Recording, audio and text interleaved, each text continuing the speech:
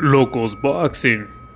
During an interview in Spanish, Canelo Alvarez was asked on his thoughts on Andre Ward helping Caleb Plant for the next upcoming fight against him. Canelo mentioned that he is not slightly worried or bothered by this, and he even went as far as using an old saying in Spanish, where you should fear the quiet dog rather than the one that barks the loudest. Seeing how it's a lot more dangerous to have a dog attack you with no warning than to have a dog bark and bark and bark to kind of bluff their way out so that you will not get close, but who hold no real power to truly harm you.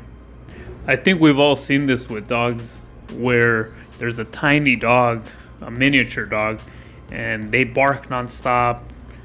They give the signs of being aggressive. They try to hold you off versus the quiet, intimidating dog that will just stare you down and won't make as much commotion, but you know that if you get closer, he will rip your head off, which is why he used this old saying.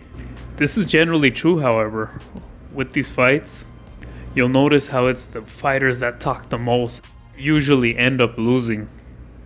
And they won't say anything at the end of the fight as to I was wrong or I take my words back.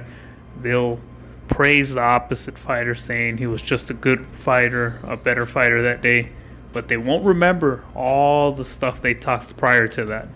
We see a pattern of that. In my opinion, Caleb Plant hasn't been really as bad as Billy Joe Saunders or some of other Canelo's opponents as far as all the stuff they talk.